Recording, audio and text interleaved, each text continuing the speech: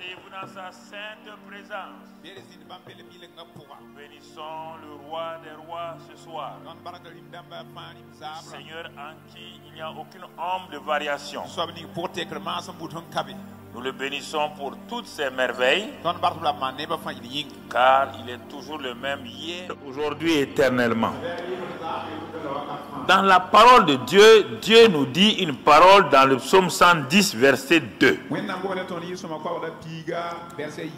Dans le psaume 110, verset 2, Dieu parle à travers Jésus-Christ à son peuple. Cela est adressé au maître, mais en même temps au corps. L'Éternel étendra de Sion le sceptre de ta puissance, domine au milieu de tes ennemis. Alléluia. Domine au milieu de tes ennemis. Donc, nous avons été restaurés pour servir Dieu selon sa volonté. Mais nous avons été aussi restaurés pour dominer au milieu de nos ennemis.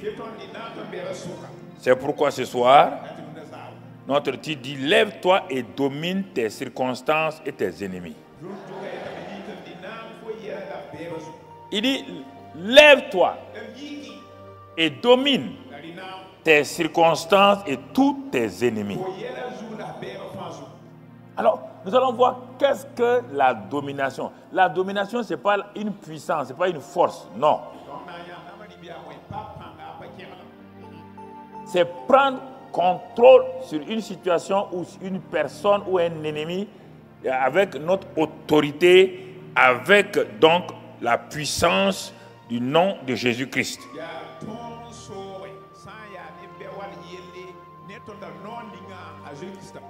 Nous revenons sur les mêmes passages, mais avec plusieurs applications.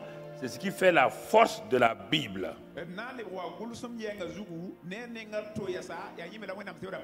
Nous allons voir d'abord comment Jésus a exercé sa domination sur les circonstances qui étaient autour de lui.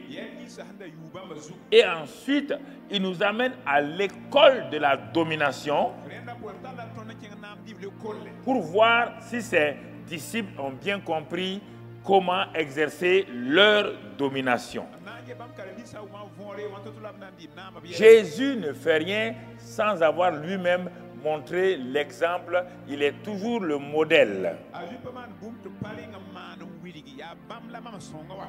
Il fait toutes choses par lui-même, le fait qu'il pratique ce qu'il dit afin que ceux qui sont avec lui voient la réalité de son enseignement.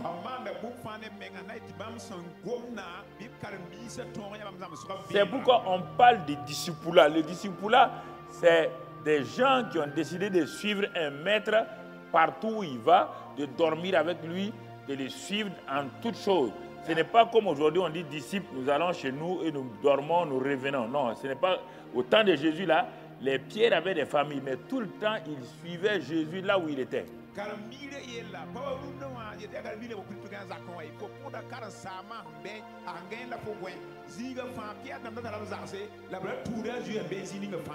Alors, il va nous montrer un aspect de la domination lorsque le Père lui a parlé, parce qu'il ne dit rien, il ne fait rien, sans que le Père l'ait déjà dit ces choses-là.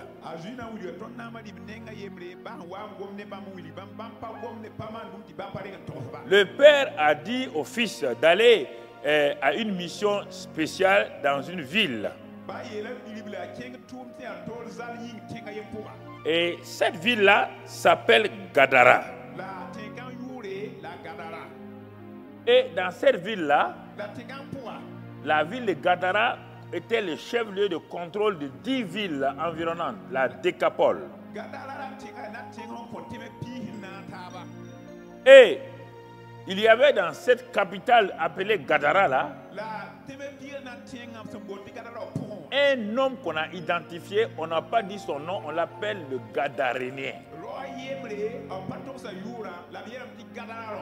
L'homme qui contrôlait, qui dominait non seulement Gadara, mais les 10 villes qui étaient liées à Gadara.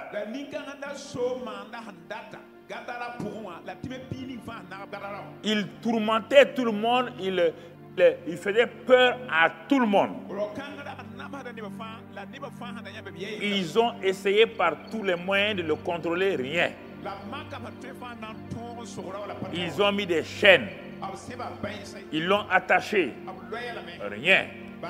Et à la fin, cet homme a décidé d'aller vivre au cimetière. Et c'est son cimetière qu'il a fait son état-major pour opérer, pour traumatiser donc les Gadaréens. Dans cet homme-là, Satan avait fait une caserne avec un officier qui commandait 2000 démons.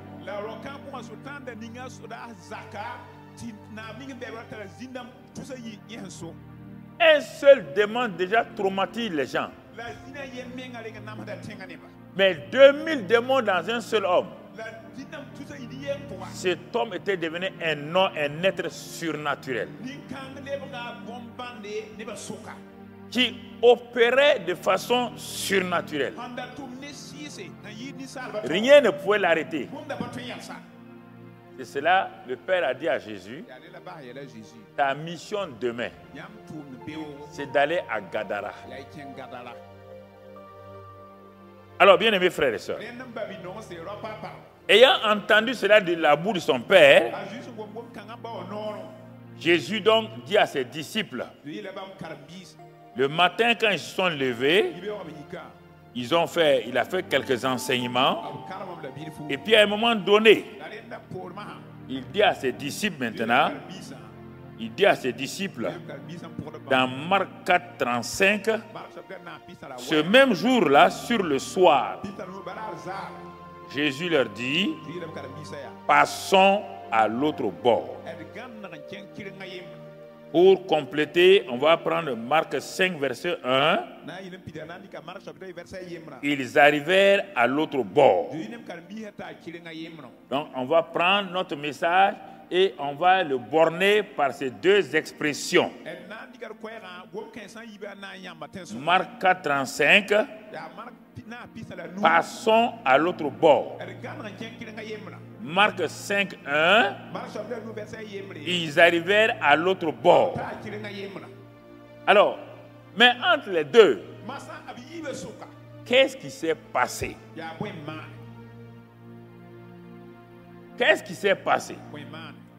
L'ennemi, sachant que Jésus se préparait pour envahir son territoire de la Décapole,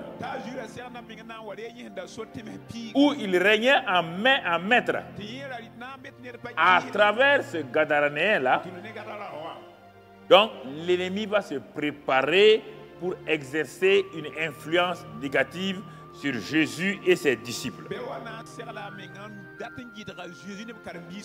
Mais n'oublions pas quelque chose.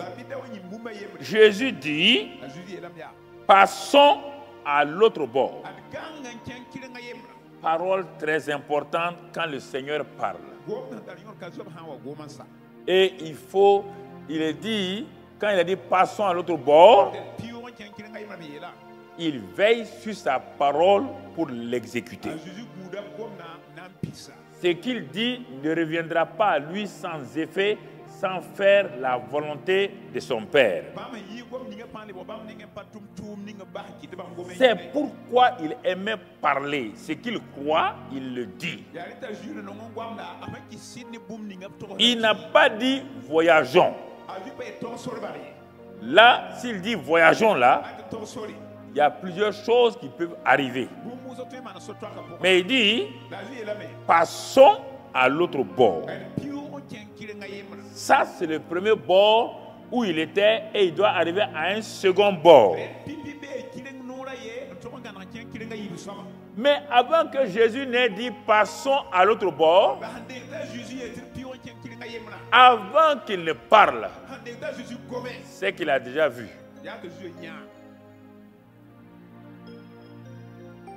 Souvent nous parlons sans avoir vu. Et maintenant nous voulons faire pour que la chose s'accomplisse. C'est ça qui fait notre difficulté. C'est pourquoi il a été précis. Passons à l'autre bord. Quoi qu'il advienne, ils seront où? Parce qu'il les a déjà vus sur quoi?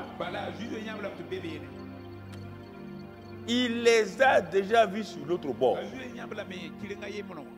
Et quand il les a vus sur l'autre bord, il a vu aussi ce qui va se passer entre le premier bord et le second bord. Mais comme le Père l'a envoyé en mission et qu'il a déclaré, passons à l'autre bord, est-ce que ça va inquiéter Jésus? Voici pourquoi cet homme avait l'assurance. On dit, ah, mais c'est Jésus. Non, ce n'est pas Jésus. Il ne faut pas dire c'est parce qu'il est fils de Dieu. Si tu fais cette erreur-là, il vaut mieux qu'on arrête d'être chrétien. Si lui, il est fils de Dieu, il opérait, il a dit que dans Philippiens, il s'est dépouillé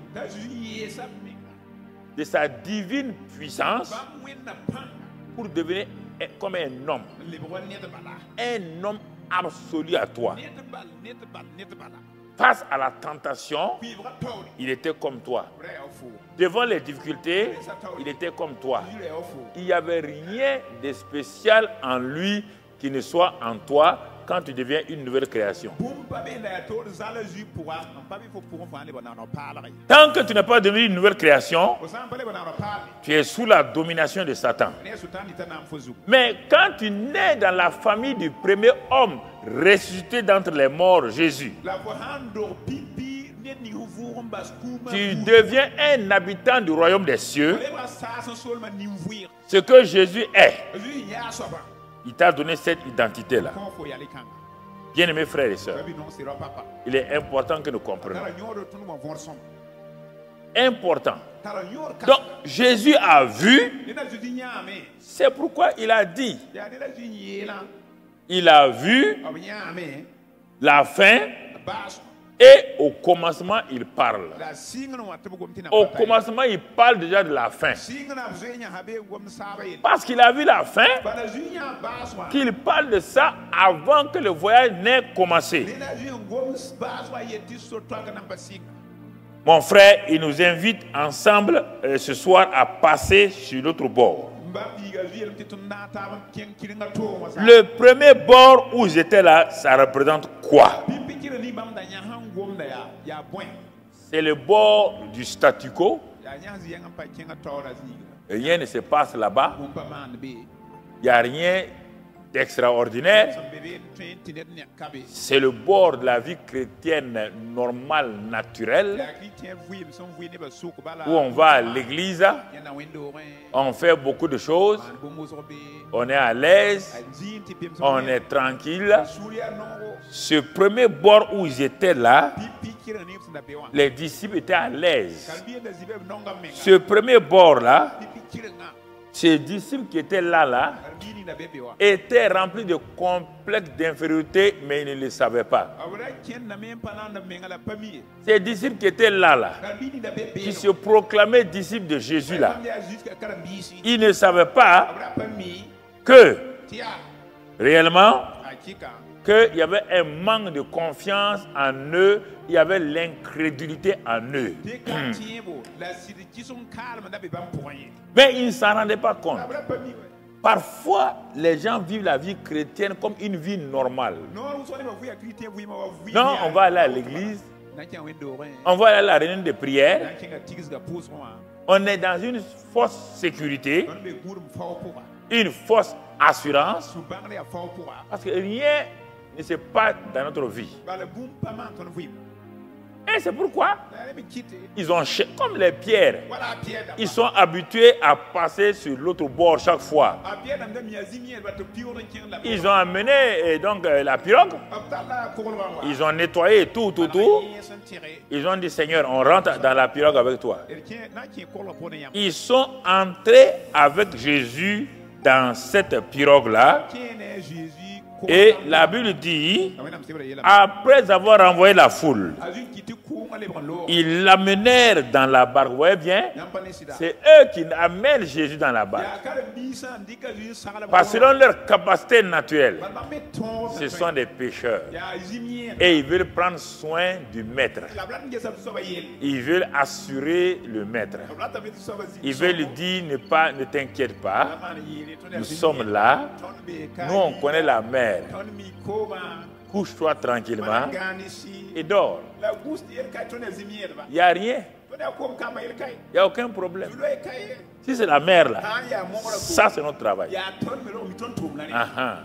Ici là, ce n'est pas ton affaire.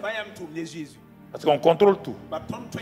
Parfois, on a une fausse assurance. On a une fausse assurance et qui nous crée des difficultés. Et ils l'amenèrent. On n'a pas de Jésus parti avec. Il dit, et ils l'amenèrent dans la barque où il se trouvait. Mais dans cette mer-là, il y avait aussi d'autres barques. Mon frère, ma soeur, ils l'amenèrent tranquillement. Et ça, c'est important que nous puissions le découvrir. Mais l'homme qu'ils ont mis dans leur barque là, ils l'appelaient maître. Mais en réalité, ils ne le connaissaient pas. Jésus est dans notre barque. Notre vie là, c'est notre barque. Il est là-dedans. Et c'est pourquoi nous l'amenons à gauche, nous l'amenons à droite. C'est nous qui transportons Jésus. Parce que sa présence est en nous par le Saint-Esprit. Et on veut lui faire plaisir. Mais malheureusement, nos yeux ne sont pas ouverts pour le connaître dans sa dimension réelle.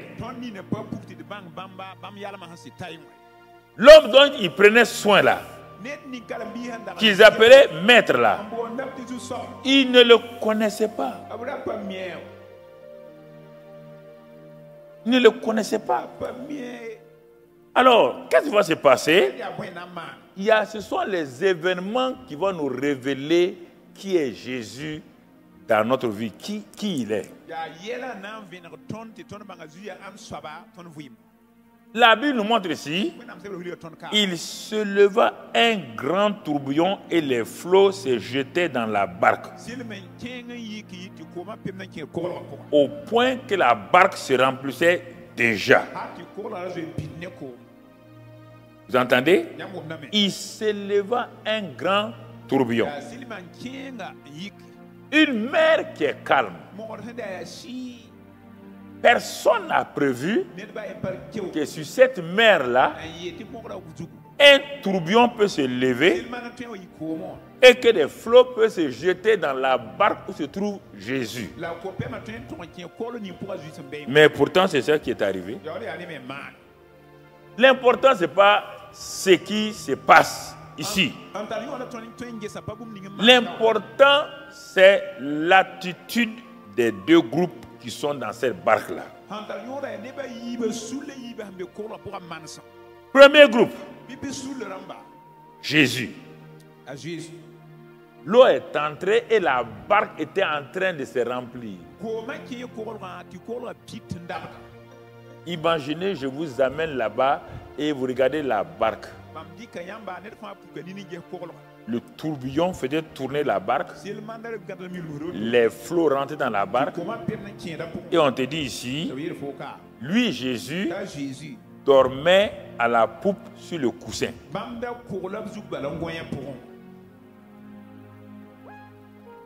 C'est là qu'on va voir que le sommeil dont il dort là n'est pas un sommeil de fatigue. C'est un sommeil de repos, de confiance absolue à la parole de son Père et la parole qu'il vient de proclamer.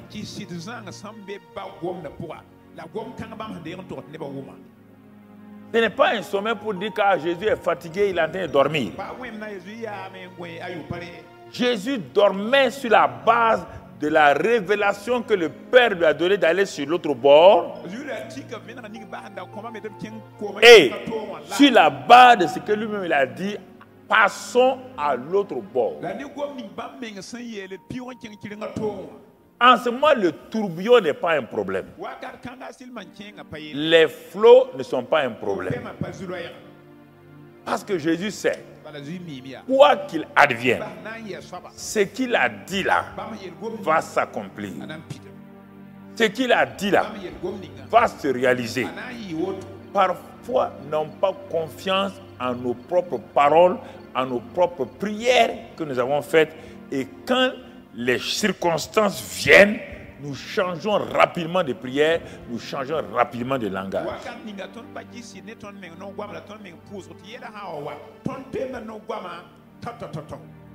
Quelque chose qui vient nous troubler, simplement on change de langage. Et brusquement, Jésus les regarde. Il dit, mais ah bon? C'est ça que je vous ai dit, passons à l'autre bord là, et vous me voyez coucher. Je suis au milieu de vous, coucher. Et votre réaction est comme cela. Quelle était leur réaction?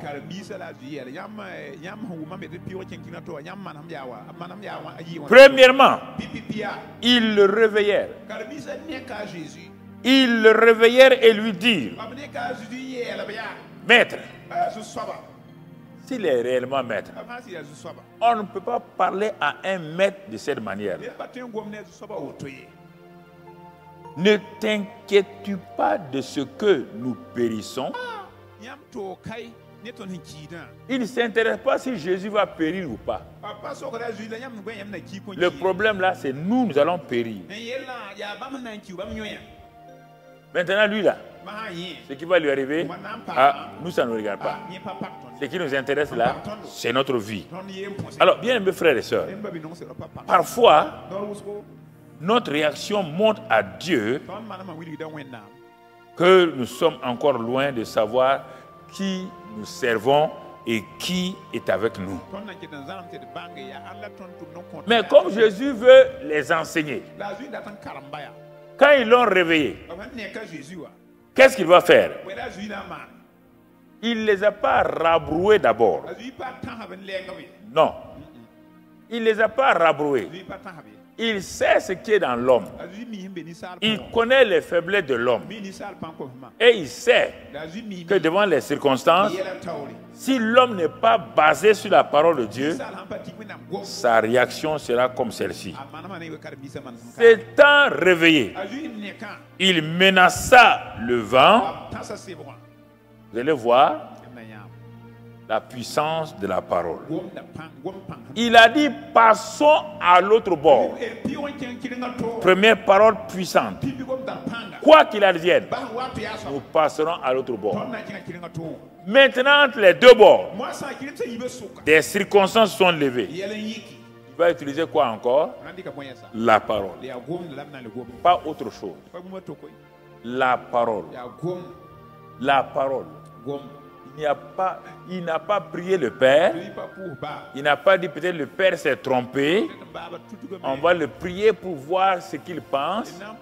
Non. Il menace, cette fois-ci, il s'adresse au vent. Et il parle à la mer. Il dit silence. Tais-toi. Il veut leur apprendre que la domination dans la vie d'un croyant est liée à la parole de Dieu et à la parole que lui-même il met dans sa propre bouche vis-à-vis des circonstances. Vous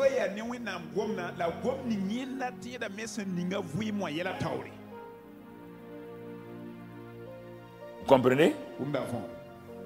Il n'a pas attrapé la mer. Naturellement, les flots sont plus forts que lui. Ce n'est pas une affaire de puissance, c'est une affaire de domination par la parole de Dieu. Regardez comment la parole là agit Regardez la parole que vous méprisez là. Au lieu de dire la parole de Dieu, vous dites une autre parole venant de Satan. Tout de suite, il vous domine.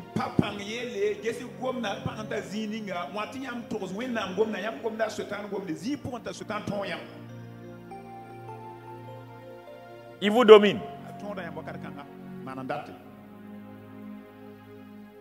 Et le vent cessa. Et il y eut un grand calme. Les disciples l'ont regardé. Ils l'ont regardé. Verset 41. Et il fut saisi d'une grande frayeur et se dirent les uns aux autres: quel est donc celui-ci à qui obéissent même le vent et la mer? Vous êtes entré avec lui dans la barque. C'est vous qui l'avez amené. Vous l'avez appelé maître. Maître des circonstances. Maître des situations. Maître des fléaux. Maître de la mort. Maître des difficultés. Vous l'avez appelé maître. Quelqu'un qui maîtrise tout. Et pourquoi votre attitude et vos paroles sont-elles négatives? Pourquoi vous ne parlez pas dans le même sens que le maître? Pourquoi? Jésus, il dit, mais qui est celui-ci? Il croyait le connaître. J'ai trouvé qu'ils ne le connaissent pas. Parfois, les chrétiens croient parce qu'ils disent Seigneur, Seigneur. Ils l'appellent maître. Ils croient le connaître. Mais devant les circonstances, leur réaction montre. Leur réaction montre. Une circonstance. Ils les voient, ils roulent à terre. On veut les apaiser. Ils crient. Ils ne se contrôlent plus.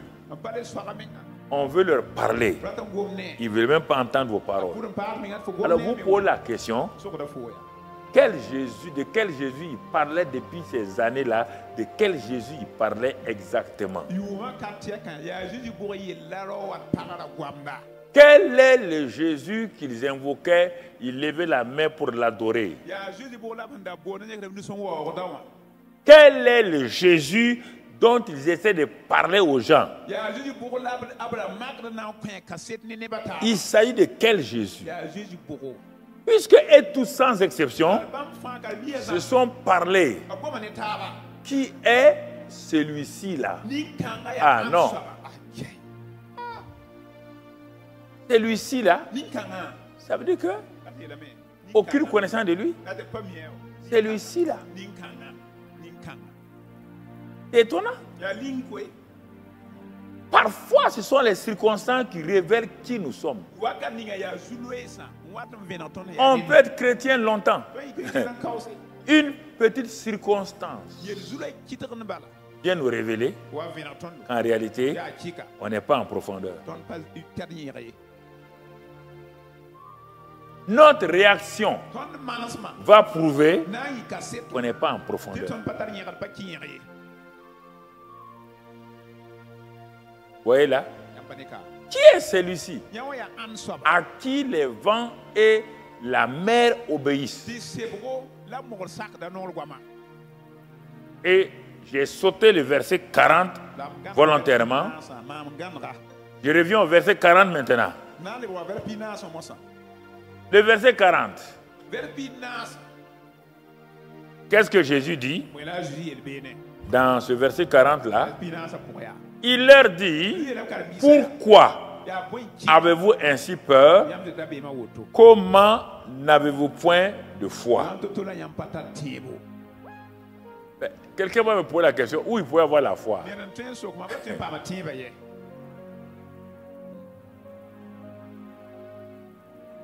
Il a donné 3 paroles de foi. Passons à l'autre bord. Première parole de foi. Ça veut dire, si tu as confiance en celui qui vient de parler là, et qui a dit, passons à l'autre bord. Ça, c'est le premier niveau. Deuxièmement, quand les circonstances sont venues, la difficulté est venue, l'épreuve est venue, là encore, pour fortifier ta foi, il s'élève. Il ne te parle plus. Il t'a parlé la première fois que tu es la foi. Maintenant, il te montre que lui, il est un homme d'autorité. Et il demande devant toi. Il parle au vent et à la mer. Ça n'a pas suffi. Malgré tout cela, il s'arrête. Ils disent, qui est celui-ci? Jésus dit, ah bon? Donc, vous n'avez pas de foi. La foi vient de quoi? C'est qu'on entend. C'est qu'on entend de quoi? C'est la parole de Christ. Il vient de vous communiquer la foi. Il vient de mettre la foi en vous. Passons à l'autre bord. Et maintenant, il démontre qu'il est un homme d'autorité. Un homme qui domine les circonstances. Et devant vous, il dit au vent, à la tempête, calmez-vous, taisez-vous. Se taise. Il devait tomber à ses pieds pour l'adorer. Pour lui dire, maintenant, le vrai mot maître là allait avoir son sens. Ils l'ont appelé maître quand il y avait des problèmes. C'est maintenant qu'il devait tomber à genoux pour l'adorer. En disant, tu es réellement maître. Ah oui, jusqu'à présent, on t'a suivi. Mais c'est maintenant que nous réalisons que tu es le maître. On a vu comment tu as maîtrisé le vent, tu as maîtrisé la tempête et tout. C'est en ce moment qu'eux, ils se posent des questions.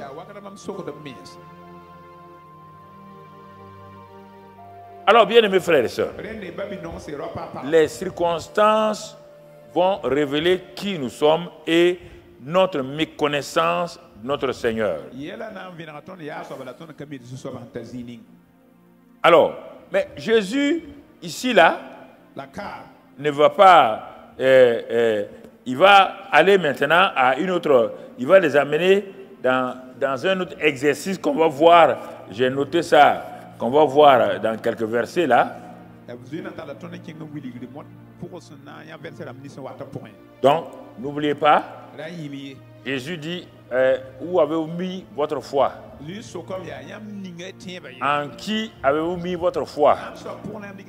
En quoi avez-vous mis votre foi?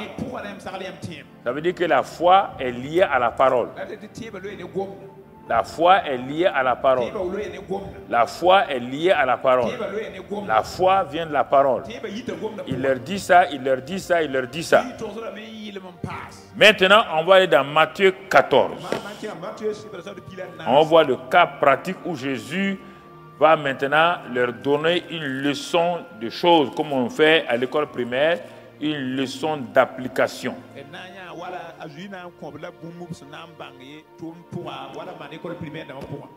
Là encore, il venait de passer une journée assez remplie.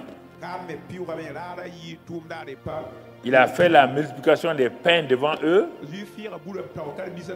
Et comme le soir était là, maintenant au verset 22, aussitôt après que les gens aient mangé les pains multipliés là, Jésus obligea les disciples à monter dans la barque et à passer avant lui de l'autre côté pendant qu'il renverrait la foule.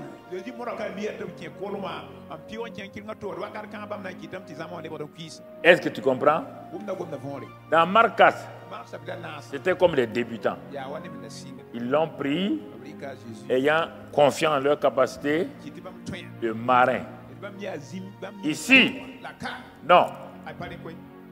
Ils ont vu le miracle. La multiplication des pains. Donc, ils viennent de voir une démonstration de foi de façon chaud.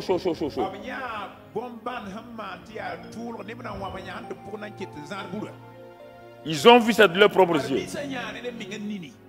Il leur dit maintenant, bon, sans leur dire qu'il va tester, il va les faire passer un cas pratique. Il s'arrête et dit, voyez la foule là. Moi, je vais renvoyer la foule. Vous, voyez la barque là, rentrez dans la barque là et allez où encore? De l'autre côté. À l'autre bord encore. On va voir s'ils ont compris la première leçon. Mais quand le deuxième exercice vient, il y a des choses qui vont changer. Même à l'école, quand le maître donne un problème, demain, quand tu vas voir un problème de ce genre-là, tu tombes dans le piège, croyant que c'est la même chose. Or, il y a des choses là-dedans qui vont se passer, ce n'est pas la même chose. Ça ne sera pas le même schéma. Ça ne sera pas le même déroulement. Mais c'est la même leçon. Passez à l'autre bord. Mais sans moi. Qu'est-ce qu'il apprend ici? Ah oui, ceux qui sont sentimentaux. Jésus est avec nous dans la barque. Il a donné la parole. Malgré sa présence physique, sa parole, ils ont échoué. Pour leur apprendre que ce n'est pas sa présence physique là qui est importante, cette fois-ci, il va leur apprendre en disant, partez sur la base de la parole. Sur la base de la parole. J'envoie ma parole. Et je l'envoie avec vous. Et n'oubliez pas, elle ne revient jamais à moi. Il dit, allez à l'autre bord, je vais renvoyer la foule et je vous rejoindrai. Il y a deux leçons qu'il va nous apprendre ici. Et, premier groupe, nous avons les deux groupes encore. Ils sont dans une barque. La sécurité. La barque sur l'eau, c'est la sécurité. Ils sont dans la barque de la sécurité. Tout est bien. Mais ils n'ont pas posé la question. Car c'est la seule barque qui est restée là-bas. Quand ils rentrent dans la barque là, ils n'ont même pas posé la question à Jésus. Mais comment toi tu vas faire pour venir?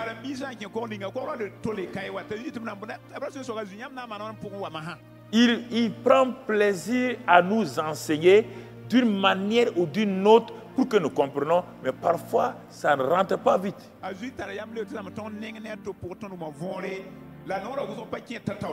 Il va leur montrer que pour exercer leur domination, on a besoin toujours de la parole qui crée la foi, et avec ça, on va aller.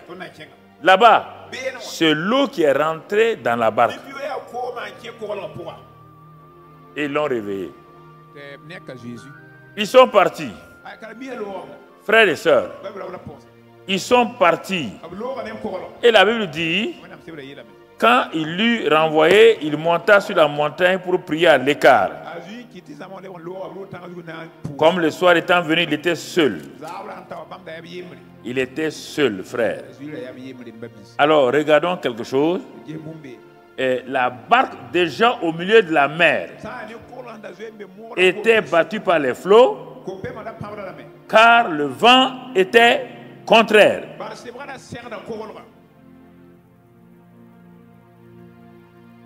Vous voyez?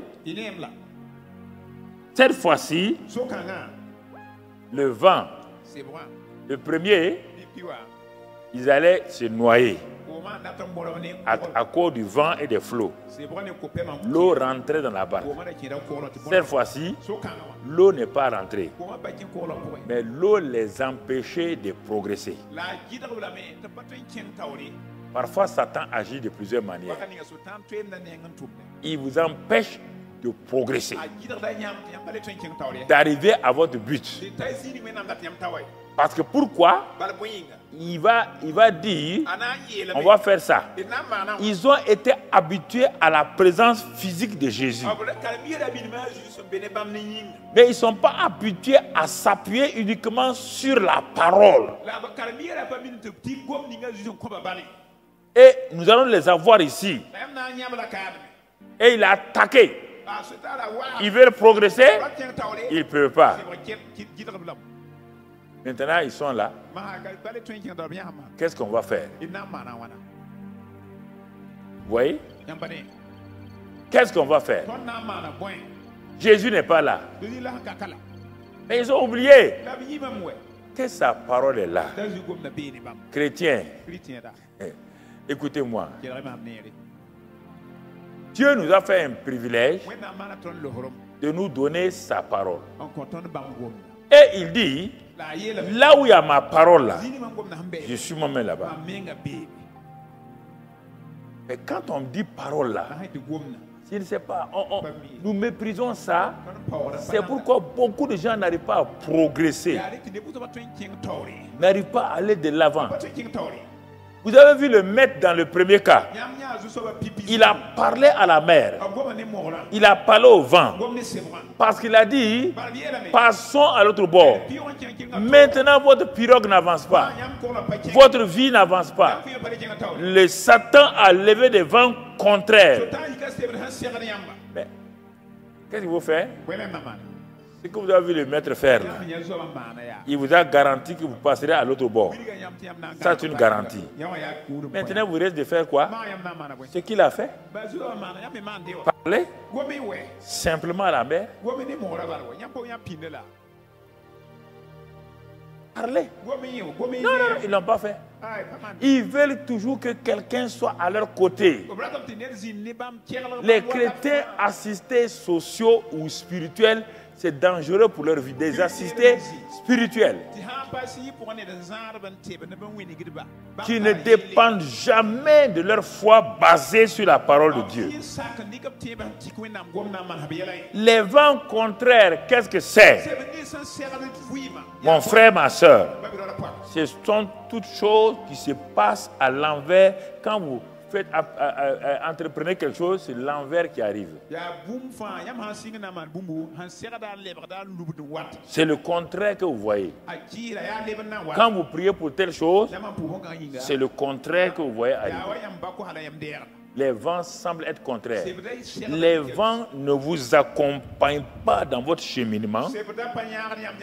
Ils viennent contre vous, empêchant votre vie, qui est votre barque, d'aller sur l'autre bord, alors que l'autre bord est une garantie. On vous dit de passer à l'autre bord. L'autre bord du succès. Le bord de la victoire. Le bord vraiment où il y a la prospérité de Dieu. Le bord de la santé. Toutes ces choses-là sont de l'autre côté. Il a dit passez là-bas.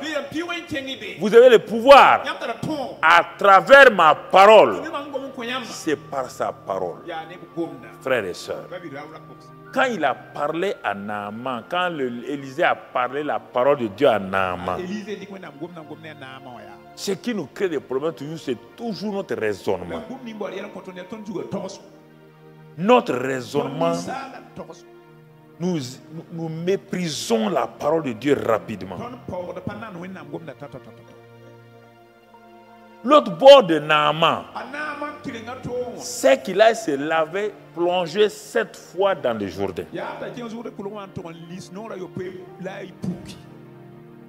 Élisée n'a pas prié pour Naaman. La lèpre est une maladie défigurante. La lèpre est dangereuse.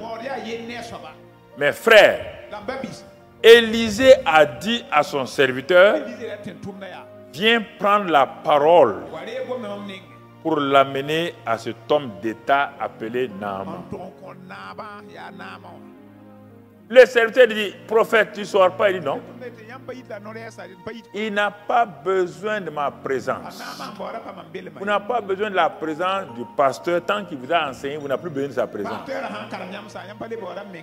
Non, mon ami. Vous n'avez pas besoin. Non. Le problème, c'est que les gens sont tourmentés, ils sont énervés. On voulait voir le pasteur, on n'a pas pu le voir. Ils gâchent toute leur vie.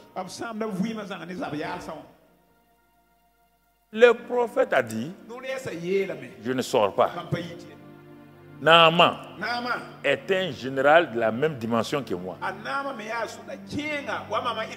Moi, je suis général de l'armée de Dieu. Lui, il est général de l'armée de Syrie. Je vais lui apprendre que dans son armée là, il faut qu'il comprenne. Quand je vais lui dire ça, s'il est un général intelligent, il va comprendre. Comment lui il fait pour que ces gens gagnent la bataille? C'est à travers ses paroles. Il a toujours envoyé ses soldats par la parole. Lui-même n'est pas sur le front. C'est sa parole qui les conduit donc à la victoire.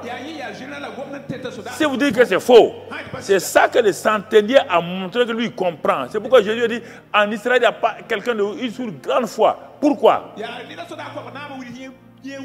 Le centenier romain, comme les Romains étaient des stratèges à la guerre, et ils connaissent l'autorité de César. César était comme un dieu à Rome. Quand il envoie une parole, le monde entier était sous la domination de César, sans que César n'ait bougé de Rome. Je vous fais le parallèle que vous comprenez. César n'a jamais été en Israël. César n'est pas parti en Égypte. César n'est pas parti en Inde. Mais l'Empire romain était un empire sur lequel le soleil ne pouvait pas se coucher. Le gars est assis à Rome, un être humain. Par sa parole, il dirigeait le monde entier. Le centenier dit, mais non, je suis venu te voir Jésus. Ce n'est pas que tu ailles là-bas. Moi, mon chef César, là, nous, quand il dit une chose, là, mon ami, il n'y a pas un qui va oser. Si César parle, tu vas dire à César de te suivre, on va te couper la tête.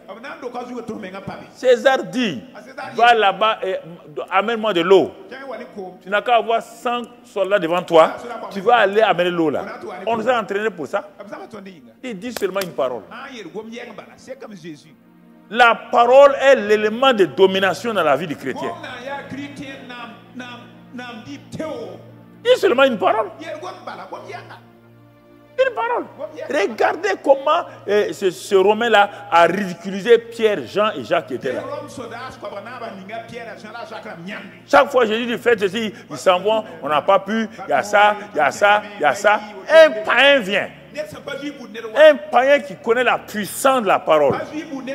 Un païen qui connaît l'autorité. Vient et il leur donne une leçon. Il dit seulement une parole. Une seule parole. Ça me suffit. Avant que je n'arrive chez moi là, mon serviteur est guéri. Pourquoi? Parce que moi, je suis capitaine. J'ai des lieutenants, sergents, adjudants. Quand je donne un commandement, mon frère, il court avec vitesse. Quand moi aussi, donc le colonel et autres là, me donne, le commandant et le colonel me donnent un ordre. Moi aussi je cours.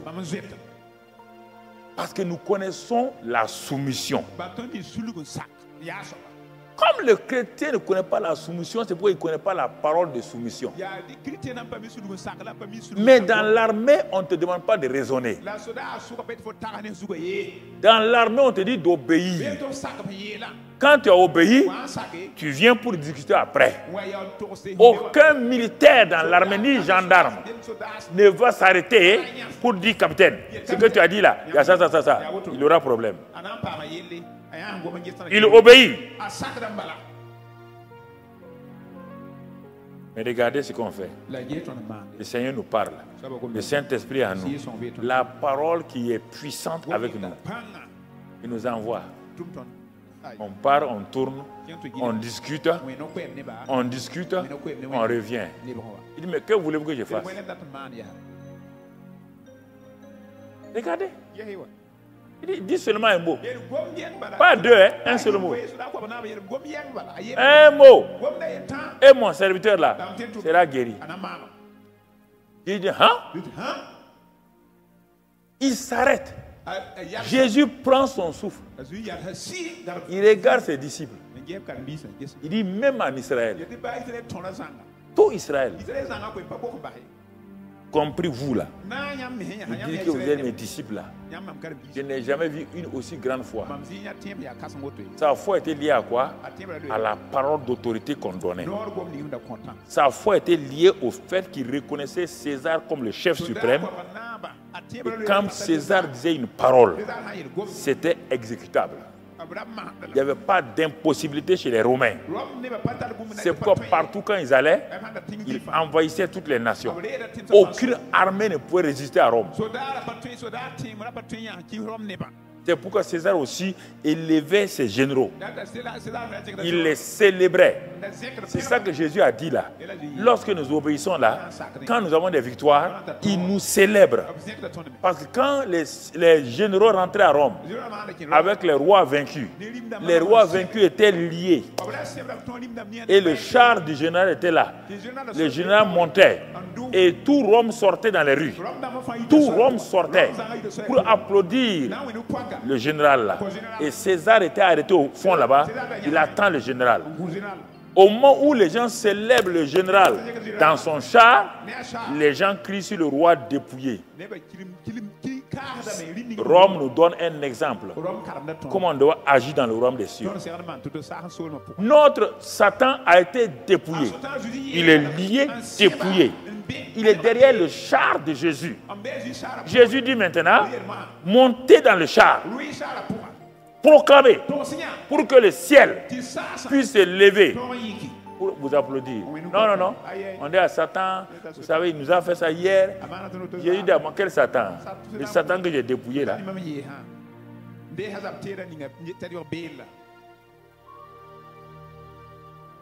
On est restauré pour dominer, pour servir selon la volonté, pour dominer les circonstances, dominer nos problèmes.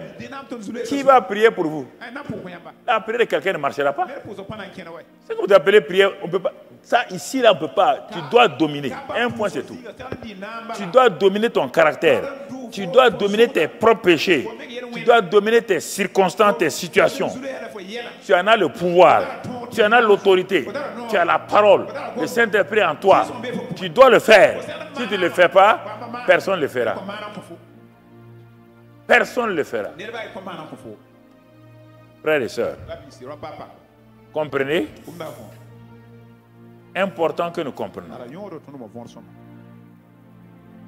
La Bible dit, le vent était contraire. Et c'est en ce moment-là que Jésus va entrer en scène. Ici encore, quand ils vont le voir, à la 4e veille de la nuit, à la 4e veille de la nuit, il y a une bonne nouvelle qui vient. Mais les gens ne vont pas reconnaître. La bonne nouvelle là, elle vient sous la forme, une forme étrange. Quand Dieu vous fait parfois des choses, ça vient sous une forme de colis étrange. Nous avons nos idées arrêtées. Je suis sûr et certain, comme les vents étaient contraires, les disciples ont dû crier. Oh, où est le Seigneur? Ah, si le Seigneur était là, il allait nous délivrer. Oh Dieu, envoie notre Seigneur. Dieu a exaucé. Dieu a exaucé. Mais il ne viendra pas sous la forme que vous attendez. Quand le Seigneur intervient, il ne vient jamais selon la pensée que vous avez. Et c'est pourquoi vous le manquez très souvent. Il vient selon des circonstances que vous ne pensez pas. Vous êtes parti. Il n'y a pas de bateau qui est resté sur la berge. Il va venir comment? Et réfléchissez. Vous n'avez pas laissé un seul bateau là-bas. Et vous avez crié. Les vents sont contraires. C'est comme les disciples, quand on a arrêté Pierre, on a tué Jacques. On a arrêté Pierre pour le mettre en prison.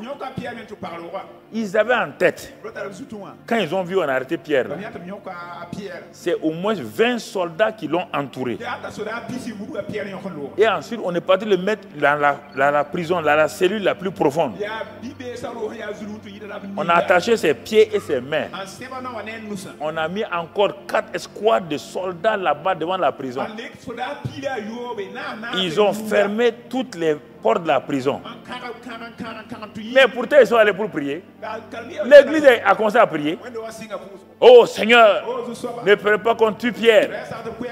Ne permets pas qu'on tue Pierre. Seigneur, libère Pierre. Oh Dieu, libère Pierre. L'église a prié toute la nuit. Dieu vient. Dieu répond. Votre réponse vient souvent sous une forme que vous ne reconnaissez pas. Vers le matin de bonne heure, un ange vient réveiller Pierre. Il dit, suis-moi. Ses chaînes tombent. Les soldats qui étaient là sont endormis. Il passe une première barrière, une deuxième barrière, et la porte s'ouvre d'elle-même. Quand ils sont arrivés au dehors maintenant, dans la liberté, l'ange dit à Pierre, il faut aller, et l'ange a disparu. Pierre s'est arrêté. Il a dit, où est-ce que je vais aller? Ah, il s'est rappelé que les gens se réunissaient chaque fois chez Marc pour prier. Il dit, bon, je vais aller chez Marc. C'est là-bas que l'église, ils n'ont pas de bâtiment. C'est là-bas que l'église se réunissait pour prier. Pierre va là-bas. Il arrive. Il frappe à la porte. Il frappe. Il frappe. Mais personne ne s'attendait que Dieu réponde à leur prière. Personne. Aucun des apôtres, ni les anciens, ni personne n'attendait que la réponse vienne comme ça. Personne. Ils ont pris une pauvre servante. Ils ont laissé leurs enfants. C'est une servante là. C'est ça. C'est pourquoi parfois Dieu fait des choses pour que nous soyons enseignés. La première personne qui va entendre la voix de Pierre libérée, c'est une servante. Mais pour eux, ils livraient la servante à la mort. Puisqu'on a tué Jacques, on a arrêté Pierre et on n'a pas encore vu Pierre. Si on frappe à la porte là, ça doit être des soldats. Comme ça, si la servante la part, si on l'attrape là-haut, elle va crier. Nous, on va sortir par les portes de derrière. C'est la foi du peuple de Dieu comme ça. Quand elle frappe,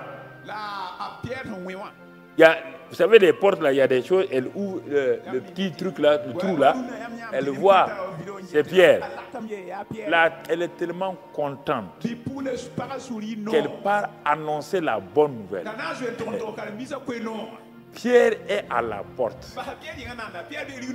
Pierre, nos prières ont été exaucées. Ils l'ont regardé. Tu es folle. Non. Tu es folle. Ah bon? Eh? Patron, patronne. Toute la nuit on a prié ici. C'est pourquoi? C'est pour que Paul soit Pierre sorte. Mais Pierre est sorti? Non, non, non. C'est pas comme ça. Hein. Dieu n'agit pas comme ça. Ah bon, il agit comment? Tu sais comment il agit? C'est ça. Je ne sais pas. Je ne sais pas comment il agit. Elle a continué à insister. C'est Pierre, c'est Pierre. Il dit bon, ok, excuse-nous, hein. Tu n'es pas folle. Mais c'est l'ange de Pierre. Vous avez prié pour l'ange de Pierre? Ils ont prié pour l'ange de Pierre. Ils ont prié pour qui?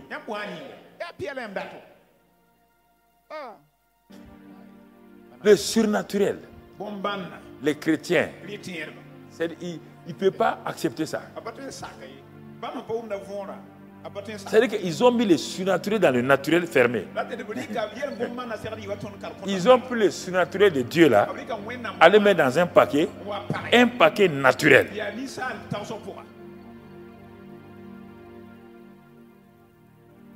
Le surnaturel de Dieu, ce n'est pas quelque chose de spectaculaire.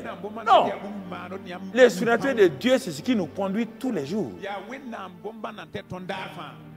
Ah, pour certains, c'est pourquoi il y a certaines branches du christianisme, quand il y a un miracle, c'est un miracle par centenaire.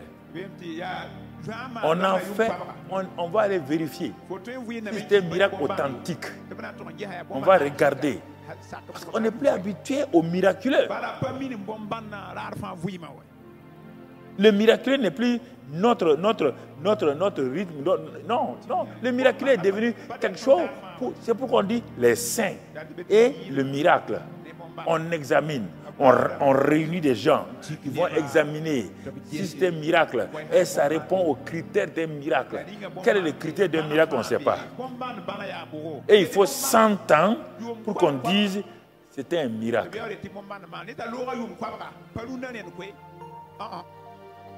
Oui, frère. C'est la même chose. On crie, Seigneur, tu n'es pas là. Mais sa parole est là. Sa parole est là. Sa parole est là. Le même Élisée dit à la Sunamite, tu nous as reçus. Tu as fait habiter les serviteurs de Dieu. Tu as donné une chambre aux serviteurs de Dieu. Quand tu fais quelque chose pour un serviteur de Dieu, quand le serviteur de Dieu te bénit là, il ne faut pas dire Amen.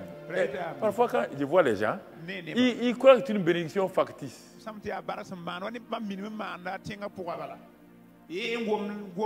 Tu as honoré l'homme de Dieu. Quand tu honores l'homme de Dieu, tu as honoré le Dieu de l'homme. Mais les chrétiens du 20e siècle, ils ne sont pas habitués à ça. Quelqu'un vient faire du bien à un pasteur. Le pasteur s'arrête.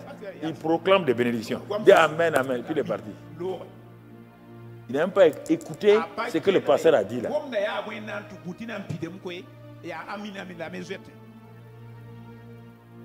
Sunamite, appelle-la. Serviteur, appelle-le. Elle vient, elle s'arrête à la porte. Elle dit, comment tu nous as reçus là?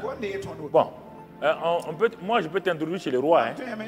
Non, elle est de la famille royale. Elle dit non, non, non. Je peux faire ceci. Elle dit non. Et Géasi dit, depuis qu'on vient là, on n'a pas entendu le bruit d'un bébé ici. Ah. Elle n'a pas d'enfant. Géasi dit, ok. Elle dit, madame, l'année prochaine, à la même heure là, à la même époque là, tu vas tenir un bébé là. La femme dit, homme de Dieu, va flatter. Va nous flatter. Beaucoup de gens perdent leur bénédiction alors qu'ils ont fait du bien et l'homme de Dieu parle. Mais non, pour eux c'est une bénédiction comme ça. Comme on fait au village là. Tu es venu honorer Dieu dans un homme. Tu l'as honoré. Dieu lui dit de proclamer sur toi. Toi, tu ne prends pas ça au sérieux. Ah. Non, non, ce n'est rien. Ah bon? Donc toi, tu peux bénir un homme de Dieu avec rien. Ah, tu as pris dans ton village? Ça, ce n'est rien, ça, non. Non, c'était tout juste pour... Ah, tout juste. On te dit que celui qui arrose, c'est quoi? On dit simplement, celui qui donne un verre d'eau à un homme recevra une récompense d'homme. Ça dépend de la qualité de la personne. Écoute-moi, si tu donnes un verre d'eau à un démuni qui est en train de passer, le verre d'eau qu'il a bu là, quand il te dit sois béni là, Dieu prend ça en compte. Il dit si tu donnes un verre d'eau maintenant à un homme de Dieu, à un prophète là, attends-toi de grandes choses. Parfois c'est difficile, hein? Les gens partent sans leur bénédiction. Parce qu'on était venu te saluer. Bon, on t'a donné ça là. On dit, bon, ma soeur, qu'à partir de maintenant, ça veut dire quoi? C'est que tu as donné là. Si c'était même un mouchoir là, on te dit de faire comme cela. Tu vas voir? Contrôle ta vie. Si c'est un mouchoir que tu as donné là, tu vas voir que les mouchoirs vont se multiplier. Notre ami Adeboye, il a appris cela comment? Quand il voyageait, il venait. Dans le voyage, les gens lui donnent des ceintures, des choses, beaucoup de choses. Quand il vient, il réunit ses pasteurs là, les anciens, il leur donne à chacun une ceinture. Et il dit, c'est la bénédiction comme ça. Et puis il les bénit. Il s'est aperçu que quand il donne des ceintures là, au prochain voyage là, sa maison est remplie trop de ceintures. Quand il donnait des chaussures, sa maison est remplie de chaussures. Hein? Et Dieu c'est comme ça. Donc ce n'est plus chaussures et choses. Il a commencé à donner voitures. Les voitures ont commencé à venir. Il dit, hein? Il dit, je vais bâtir une ville. Aujourd'hui là, il a une ville entière de chrétiens, avec des rues, des supermarchés, des églises, hôpitaux, là-bas au Nigeria. Il a compris ça. Ne jouez pas quand un homme de Dieu te bénit. Ce n'est pas une bénédiction traditionnelle du village. Fais attention aussi. Si jamais se fâche contre toi. Quand on dit ça, les gens disent, ils pensent que l'homme de Dieu veut se vanter. Moi, c'est un des frères ici qui m'a révélé ça il y a plusieurs années. On ne faisait pas attention. Un frère ici. Il y a au moins 20 ans. Je parlais. Quand les gens venaient, je dis ça, tac, tac, tac. 2-3 mois, la chose se passe. Il est venu me dire, pasteur, votre bouche là, votre bouche, fais attention. Il dit, mais pourquoi? Il a dit, tu as vu? L'autre jour, j'étais avec toi. Tu as dit ça sur ce frère là. Tu as vu? Tu as dit ça là. Tu as vu? Pasteur, lui là, j'ai peur de ta bouche. Et tu as dit sur moi-même. Ça m'a coûté une année. Il s'arrête dit, tu as dit ça sur moi-même. Tu as parlé sur moi-même. Une année, j'en ai souffert. C'est là que je suis allé demander à Dieu. Dieu me dit, hey, donc tu ne savais pas ça? Il dit non. Ah bon, tu ne savais pas ça?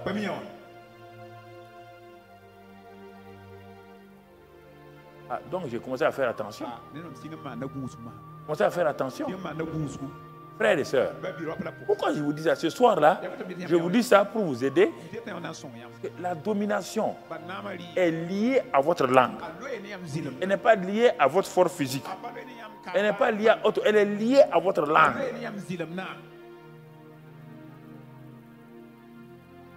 Un pasteur a pris un jour, je vous donne tout ça pour vous montrer. Un pasteur a pris chez lui un jeune homme qui était lépreux là. Il a prié pour le jeune homme. Le jeune homme a été guéri totalement. Sa peau était renouvelée. Vraiment, tout le monde dans l'église était content. Quand le jeune homme a été guéri, bon, il a dit au pasteur qu'il veut se marier. Le pasteur dit c'est bon, tu es guéri maintenant, tu es en bonne santé. Bon, il faut voir. Comme il y a beaucoup de filles dans l'église là, il faut voir. Il a regardé la fille du plus riche de l'église. Ce n'est pas une mauvaise chose. Mais il a regardé ça par convoitise. Ce n'est pas par la révélation, hein? C'est par convoitise. Il est venu dire au pasteur, tu m'as dit de chercher une fille, non? Que lui, il a vu telle fille-là. Le pasteur de quelle fille? La fille de... Le pasteur lui dit, oh, mais tu veux la fille là, pourquoi? Ah, son papa est le plus riche. Il est tant. Pasteur dit, hey, petit, fais attention, hein. Il est revenu encore. Tout le temps, il a embêté le pasteur. Il faut voir son père. Il veut sa fille. Bon, un jour, le pasteur s'est fâché. Il s'est fâché comme ça. Il dit, ah bon, comme tu étais lépreux là, tu as été guéri là. C'est ça, tu veux ça. Ok, après, tu vas voir. L'enfant quitte là. 3 jours, la lèpre est revenue. Le pasteur a tapé sa tête. Dieu dit, ah, faites attention à vos paroles. Vos paroles créent la domination. Vos paroles créent l'autorité. Et parfois, avec souffrance qu'on apprend ces choses-là. Jésus a dit, passez, allez-y à l'autre bord. L'autre bord vous attend. Mais les vents contraires là, ça ne peut pas vous empêcher d'aller sur l'autre bord. Non, ça ne peut pas. Rien ne peut s'opposer à la parole de Dieu. La parole de Dieu se fraye le chemin. Mais quand vous la méprisez, elle ne travaille pas. Donc c'est pourquoi ce soir-là, j'ai voulu m'arrêter pour montrer, restaurer pour dominer là. C'est dominer par quel moyen? C'est différent de la puissance de l'onction. Ça c'est dominer. Alors ils l'ont vu venir. Ils ont prié. Oh Seigneur, si tu étais là, Seigneur Dieu, envoie-nous le Seigneur. Brusquement, il voit quoi? Il voit un homme qui marche sur l'eau. Jésus va leur montrer une autre manière de faire. Par la parole. Dans le premier cas, il a soumis la mer et le vent. Mais comme il a déjà dit à ses disciples-là de partir, et que c'est la seule pirogue, et le vent était, la tempête était là, et qu'eux sont dans la pirogue, Jésus n'a pas de pirogue. Qu'est-ce qu'il leur montre ici? Que la domination se fait toujours par la foi. Au moment où le vent tout tremble, la pirogue là, et il voit un homme venir tranquillement, il marche sur l'eau qui arrive. L'eau qui était l'ennemi de Pierre, de Jean et de Jacques dans la barque là, cette eau-là était dominée par leur maître. Dominée par leur maître. Vous voulez regarder à ça? Ça, ce n'est qu'un fantôme. Ah non. Marcher sur l'eau, marcher sur nos ennemis. Qu'est-ce qu'il vous a dit? Il vous a dit, allez, je vous ai donné l'autorité de faire quoi? Marcher sur les serpents, sur les scorpions et sur toute la puissance de l'ennemi. La mer était puissante, non? La mer était houleuse, non? Mais quand lui marchait là, est-ce que les vagues là se montaient contre lui? Les vagues étaient de quel côté? Du côté de la barque. De son côté, il y avait des vagues. Non! Quand les vagues se levaient, quand ils arrivaient à Jésus là, ils rentraient sous les pieds de Jésus. Il rentrait sous les pieds de Jésus. Il rentrait sous les pieds de Jésus. Mon frère, ma soeur, c'est ça. Il y a plusieurs dimensions dans la domination. Plusieurs dimensions dans la révélation. Tu vois, avec Moïse, Moïse a tendu le bâton sur la mer Rouge. La mer Rouge s'est fendue. Josué a fait passer qu'on appelle l'arche. Le Jourdain s'est ouvert. Jésus, lui, il a fait quoi? Il a marché sur l'eau. Il a marché sur l'eau. Il exerçait sa domination. C'est une image de quoi? C'est une image de quoi? De Luc 10, 19.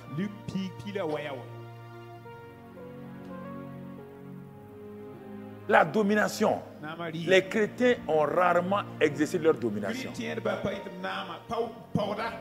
C'est-à-dire qu'ils confondent onction, la puissance et la domination. La puissance ne peut rien faire contre le vent, contre un ennemi. À moins que ce soit un ennemi qui soit matérialisé, tout. C'est la domination, l'autorité. Il y a un seul mot. Et mon serviteur sera guéri. Va, lave-toi 7 fois. Et tu verras ta peau aussi comme celle d'un bébé. Transporte la parole. Soumets-toi à la parole. Et quand tu fais ça, la lèpre se soumettra à toi. Allez-y vous montrer au sacrificateur. 10 lépreux. Allez-y vous montrer. Pourquoi? Il leur montrait l'autre bord. C'est le bord de quoi? Quand ils vont arriver chez ce sacrificateur, ils seront quoi? Purs, non? Mais il faut qu'ils aillent là-bas, oui ou non? Or, en allant là-bas, les gens vont les rencontrer avec la lèpre là. On leur dit où vous allez? On dit à la synagogue. On dit vous voulez mourir. Vous savez bien que la loi dit quoi? Que si un lépreux n'est pas purifié, guéri, s'il va de faire quoi? De les lapider. Et Jésus a dit, allez vous montrer. Et leur boire comme ça. Là où ils étaient là, lèpre. Là où ils doivent arriver là, sans lèpre. Mais il faut qu'ils traversent, qu'ils exercent leur domination. C'est en marchant là qu'ils ont foi en la parole de Jésus. C'est en allant pas à pas là que la parole va s'exécuter. Ce n'est pas en restant ici pour prier. Ce n'est pas en priant ici, Seigneur. Tu vois, la lèpre est là, fais quelque chose. Non. Il a dit, allez-y à l'autre bord. L'autre bord là, c'est la santé. L'autre bord là, c'est la pureté. Naaman, quand tu vas faire le 7e plongeon, c'est l'autre bord pour toi. Ta peau sera saine.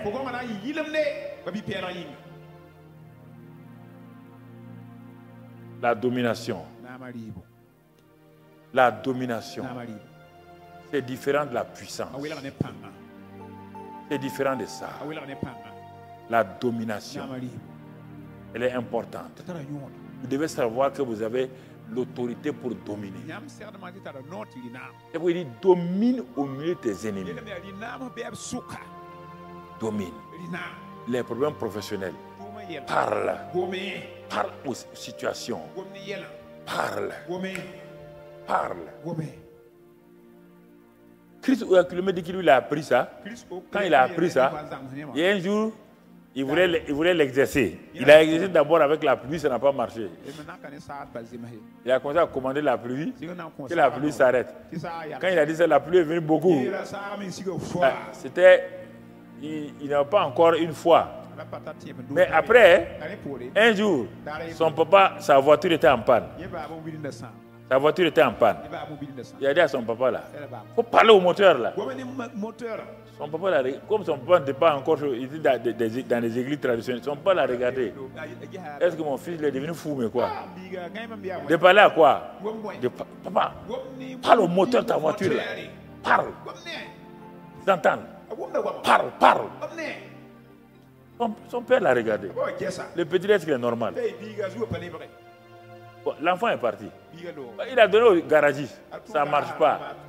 Quand il était seul maintenant, il peut-être mon fils a raison. Il a commencé à parler. Quand il a parlé, il rentre dans la voiture là, il démarre, la voiture démarre. Il dit à son petit là, hey, bon, tu vois, les gens ne peuvent pas, le surnaturel, il ne peut pas croire à ça. Ça veut dire que peut-être, hey, tu as eu quel fétiche où? Est-ce qu'il y a un fétiche qui peut réparer la voiture? Les gens ne croient pas. Ils sont tout le temps douteux. Non, ils ne croient pas. Attention, hein. Nous, on a vu des gens comme ça. Tu n'as rien vu. Personne, tu n'as jamais vu. Les gens aiment mentir. On a vu des gens comme ça. Où? Montre-moi où tu as vu. On a entendu comme ça. Qui t'a dit? C'est la peur seulement. C'est la peur. C'est la peur. Parle. Parle. Ils l'ont vu venir. Ils disent c'était un fantôme. C'était un fantôme. Jésus dit non. C'est moi. C'est moi. Ah. Il y a un d'entre eux. Il dit bon, cette fois-ci là, il ne faut pas qu'on fasse comme la dernière fois. Il dit Seigneur, si c'est toi là, si c'est réellement toi, si c'est Jésus qu'on connaît là, dis-moi de venir. Il a commencé à comprendre. Dis-moi. Jésus va dire quoi? Il a fait un discours, hein? Non. Jésus a dit quoi? Il dit, viens. Viens. Vous voyez bien? Passez sur l'autre bord. Il parle au vent, à la tempête, ça se calme. Première leçon. Ils n'ont pas compris. Où a-vous mis votre foi? Cette fois-ci, passez de l'autre côté. Il est en train de venir en marchant sur l'eau. Il crie. Quand il a dit c'est lui, il y a un qui dit, si c'est toi, dis-moi de venir. Jésus dit une seule phrase. Comme les centenaires romains dit une seule parole, un seul mot. Il dit, viens. Et il va commencer à comprendre que la foi là est liée à la parole. Et que quand le Seigneur parle, tu as intérêt à agir. Les autres ont regardé Pierre. Pierre se lève dans la barque. Il pose le pied droit hors de l'eau. Regardez frère. C'est là que vous allez comprendre. Le surnaturel vient. Le surnaturel vient. Quand vous agissez, il n'a pas essayé de regarder les vents.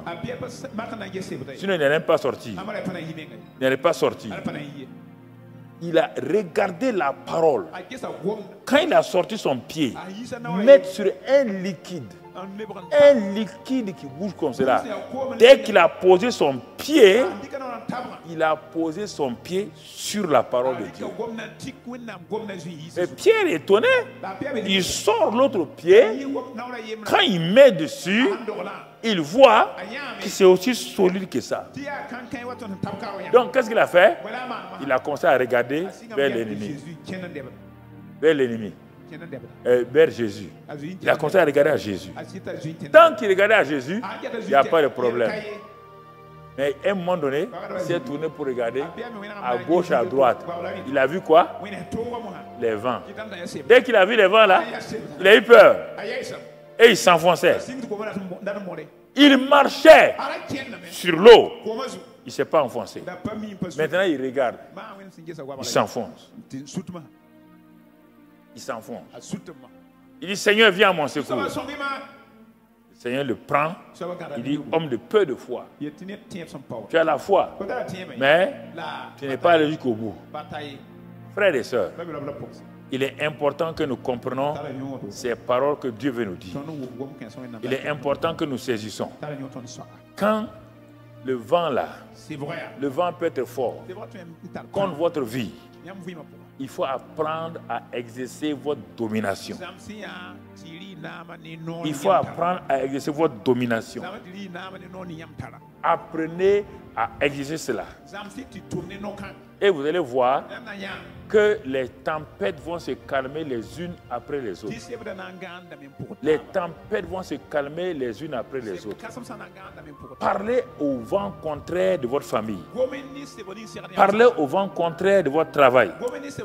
Parlez au vent contraire de votre ministère. Tous ceux qui s'opposent là, il faut leur parler. Tout ce qui s'oppose à vous, il faut parler. Et c'est pourquoi vous arrivez obligatoirement à l'autre bord. Ça, c'est important que nous comprenions la parole de vérité. Quand nous comprenons ces choses-là, le Seigneur nous aide et nous allons de l'avant et nous progressons et rien ne peut se passer, frères et sœurs. Les vents contraires ou les tempêtes qui viennent dans nos barques là, c'est toujours l'ennemi qui veut nous prouver que la parole de Dieu n'est pas vraie.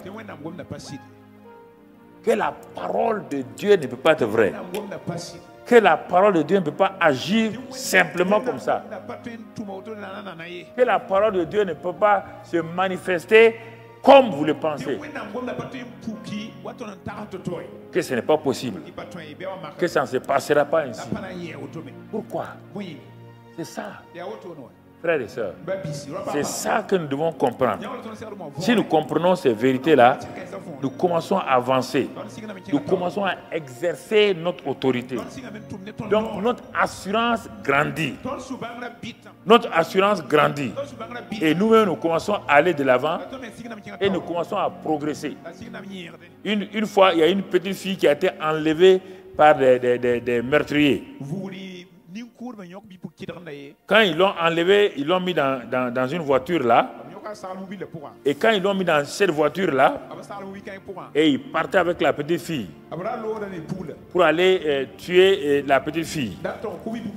La petite fille a été élevée dans une église où réellement les gens savaient exercer l'autorité. Surtout en priant en langue quand rien ne va. En priant en langue quand rien ne va. La petite fille était entre les deux. Elle a commencé à parler en langue. Elle a commencé à parler en langue. Les deux hommes là l'ont menacée de se taire. La fille a continué à parler. Plus elle parlait, la voiture était remplie de la présence de Dieu. À un moment donné, les deux là ont dit au chauffeur de s'arrêter. Quand ils sont arrêtés, ils ont ouvert la portière. Ils ont pris la fille là, jeté. Ils ont continué leur route. Sinon, que celle-là, elle va nous tuer. La langue qu'elle parle là, on ne comprend pas. Mais c'est du feu seulement.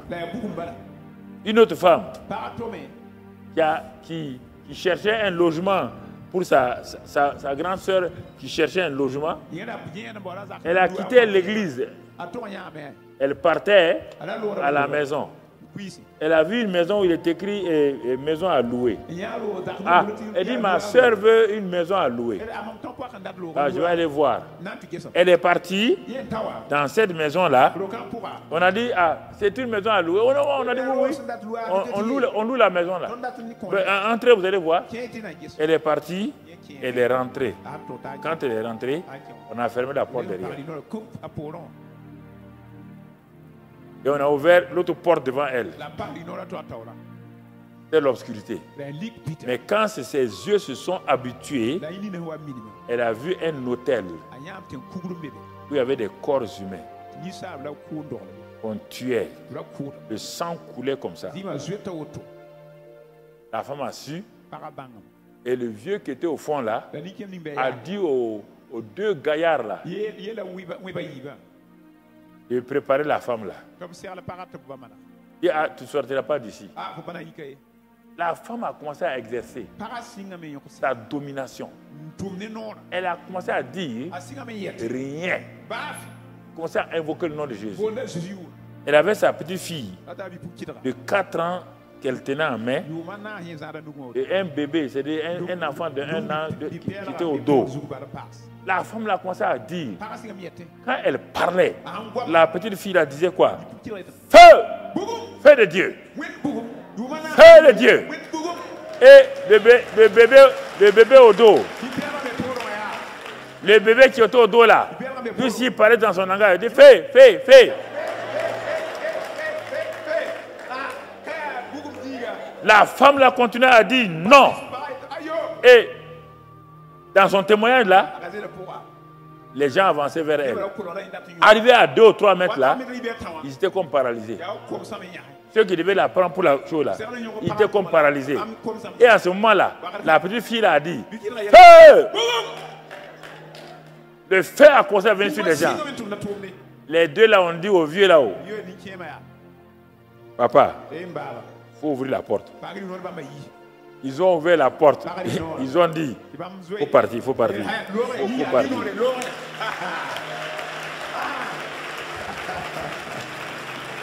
Exercer sa domination. Sa domination. Frères et sœurs. Parce qu'on minimise ça. Ça, ce n'est pas question d'onction. Ça, c'est la domination par la parole. Croire que la parole de Dieu est puissante. Elle est efficace. Elle est tranchante. Tranchante. Tranchante. Tranchante. Comprends? Quand j'ai commencé à apprendre ça, quand je cherchais un terrain là, j'ai fait le tour de Ouaga. Je ne trouve pas de terrain. En 86-87. Je ne trouvais pas de terrain. Je suis allé voir le papa Kanazoué qui est décédé. On m'avait dit qu'il avait beaucoup de terrain. Il m'a dit qu'il y a un terrain vers là où il y a l'hôpital Blaise Compaoré là. Que si on veut, ben, c'est trop loin. Il n'y avait rien là-bas. Il n'y avait rien. C'était la brousse. Tout ce quartier, c'était la brousse. C'était la brousse. C'était la brousse. C'est la brousse. Tout ce qu'on met, les cités là-bas, là, tout ça, c'est la brousse. C'était trop loin. Ah, moi, je suis allé voir. Je lui ai dit non, non, c'est bon. Je n'ai pas la paix. J'ai dit c'est bon. Donc, je suis venu. J'ai regardé le terrain où se trouve le musée là. Je suis allé là-bas. Je suis allé au cadastre. J'ai dit, j'ai trouvé un terrain. Par le maire de la ville là, qui était un militaire, un lieutenant à l'époque, m'a dit, si vous trouvez un terrain, ils vont voir pour vous donner. Mais à ce temps, j'avais prié. Donc j'ai trouvé ce terrain-là.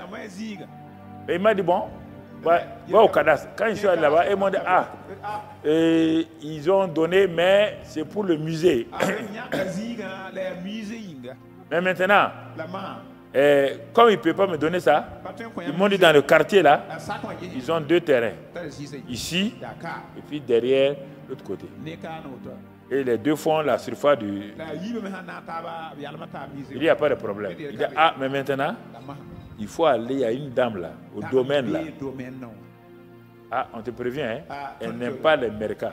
Elle ne donne pas de terrain au mercat. Il dit, ça, ce n'est pas un problème. Ce n'est pas un problème. J'ai prié. Le matin, je suis parti. Quand on m'a dit, elle est en haut là. Il dit, c'est pourquoi? Il dit, c'est pour un terrain. Pourquoi? Pour l'église. Les gens m'ont dit, ok. On dit, voilà sa porte, son bureau. J'ai frappé. Je suis rentré. J'ai la parole. Elle était assise, elle me regarde. Je dis, monsieur, à quoi? Je suis venu prendre mon terrain pour l'église.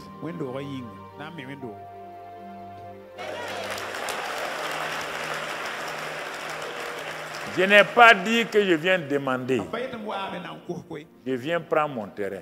Il dit, bon, c'est quel terrain même encore? J'ai donné les références là. Il dit, c'est ici et là-bas. Il dit, bon, revenez dans quelques jours là. Je suis revenu, il m'a donné mes terrains.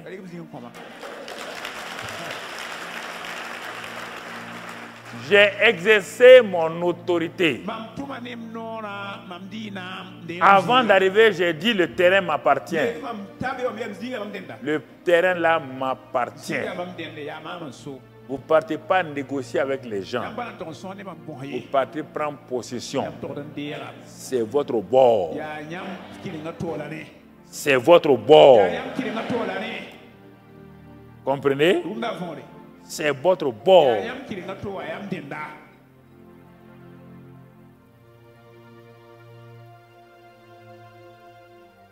Un jour, j'ai dit à un de nos chrétiens là, il y a longtemps, et qu'il est parti au coin des marchés là, ça n'a pas marché. Que pourtant il est le moins 10 ans et puis il a les éléments caractéristiques qu'on ne lui a pas donné le marché. Il est mon ami. Toi, tu n'as pas réclamé ton marché. Toi, tu comptes sur la commission là. Voilà. C'est ça, hein? Voici un responsable de marché. Il connaît bien de quoi il parle. Les marchés de l'État. Marché de l'État. Voilà. Il dit, il faut réclamer. Dis-le. C'est lui qui va prendre le marché là. Ça doit être du feu dans sa main. Ceux qui ont donné là, ce feu, parle seulement. Continue à parler. Continue à parler. Continue à parler. Continue à parler. Un jour, on l'a appelé. Bon, on a regardé, on a vu. Vous n'avez rien vu. C'est moi qui ai vu. Et je viens. On lui a donné le marché. Notre terrain de Tampouille. On a donné le terrain. Et ils sont venus faire Mouraké. L'ONG est venu. L'ONG a fait comme ceci. L'ONG a fait comme cela. L'ONG, bon, ils vont construire des quoi là-bas pour les jeunes et tout. Et le pasteur Gilbert est venu me voir. Il dit, pasteur, qu'ils ont pris notre terrain là. Il dit, Gilbert. Depuis Kourougou, tu me connais. Le terrain là, c'est pour nous. On nous a donné. Le maire là. Attends. On va le changer.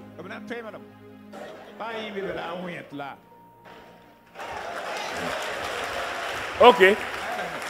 Non. Je parle haut et fort. Allez-y vérifier. Ça passe à la télévision. Ils ont fait ça. Chaque fois qu'ils veulent commencer quelque chose, ça ne marche pas. Un jour, pasteur Gilbert est venu me voir. Il dit, le maire là.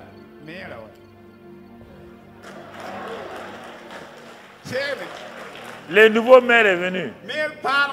Il a regardé. Il dit, venez prendre votre terrain. J'ai dit, ne vous pressez pas. Domination. Dis, j'exerce ma domination. Je suis un dominateur. Parce que l'autorité de Christ est avec moi. Je suis né pour dominer. Je suis né pour marcher sur les serpents et les scorpions et sur toute la puissance de l'ennemi. Et rien ne peut me nuire. À partir de maintenant que je suis restauré, désormais, circonstances, mer houleuse, vent contraire, écoutez-moi, vous ne pouvez pas me résister. Désormais, c'est moi qui vous commande. Partout où je vais, je parle, j'exerce mon autorité et les vents se calment, et les mers se calment, et les circonstances se calment. Je passe, je traverse et je prends possession de ce qui m'appartient. Écoutez-moi, esprit des ténèbres, vous qui vous soulevez contre moi, j'ai Christ en moi. Celui qui est en moi est plus puissant que vous. À cause de ça, esprit, je vous ordonne de lâcher prise sur mes biens, sur mon héritage. Je commande que tout ce qui m'appartient vienne à moi maintenant. Esprit du Nord, libère. Esprit du Sud, libère. Esprit de l'Est et de l'Ouest, dégagez. Vous ne pouvez pas retenir ce que le Seigneur m'a fait, ce que le Seigneur m'a donné. C'est pourquoi tout est restitué au septuple. Tout ce que l'ennemi a touché, le feu de Dieu brûle sa main. Maintenant, tout ce qui m'appartient revient à moi. Mon travail, mon mariage, mes enfants et mon ministère les dons, tout ce que Dieu a prévu, ma guérison devient réelle. Je refuse de me laisser complexer. Je refuse de vivre dans la domination, dominé par l'ennemi, car j'ai l'autorité au nom de Christ Jésus. Seigneur, je te remercie, je te bénis ce soir-là, car je suis dominateur, dominatrice. L'autorité m'appartient. Je domine au milieu de mes ennemis. Le pouvoir a changé de main. Je l'exerce maintenant. Dans le nom de Jésus. Dans le nom de Jésus. Dans le nom de Jésus. J'ai parlé, cela s'exécute. Quelle que soit la puissance de celui qui est devant moi, il ne peut rien me faire. Car celui qui est en moi, Christ, est plus fort que tout ce qui est au dehors. Merci Père pour cette grâce-là, pour cette puissance-là, cette autorité-là que j'ai reçue de toi. Désormais, je règne, je domine et je sers Dieu selon sa volonté. Merci Père, au nom de Jésus. Amen. C'est accompli.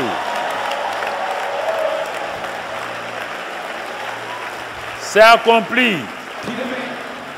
C'est accompli. Tout est parce que le voile a été déchiré ce soir. Prenez possession des choses qui vous appartiennent. Ne le laissez pas voler. Non, il n'a pas ce pouvoir-là. Vous lui avez laissé trop de place. Vous avez trop négocié avec lui. Satan ne connaît pas la négociation. Il ne connaît pas le compromis. Il connaît la voie d'autorité. Et il sait que vous êtes une autorité du royaume des cieux.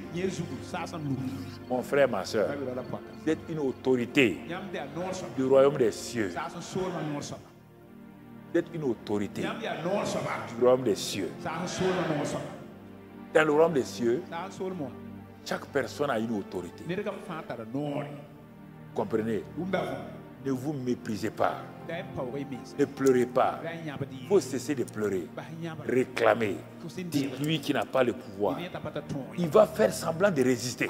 Il va faire semblant de ne pas partir. C'est comme ça qu'il est. Il est têtu. Il ne va pas aller au premier coup. Continuez. Exercez votre autorité. Il va lâcher prise. Il va lâcher sa proie. Il va lâcher sa proie. C'est ça, frère. C'est pourquoi j'ai mes poumons pour vous faire entrer ces choses-là en vous. Ce n'est pas de l'amusement. C'est des choses. Il n'a pas le pouvoir, sauf ce qu'on lui donne. Si je ne lui donne pas une autorité, un pouvoir, il ne peut rien. Il ne peut rien. Et si je lui permets, il va m'attaquer. Il va me vaincre.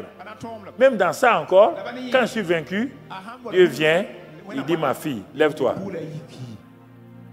Je te remets à ta place. Allez, continue ta course. Alléluia. Que le Seigneur vous bénisse. Sa grâce vous renouvelle. Son amour soit sur vous. Vous partez en vainqueur. Vous dominez. Vous régnez. Vous exercez votre règne. Au nom de Jésus. Amen. Amen. Nous croyons que vous avez été bénis par ce message. Si vous voulez faire la paix avec Dieu et devenir un enfant de Dieu, répétez cette prière après moi. Dites, Éternel Dieu, je reconnais que je suis pécheur et je te prie de me pardonner.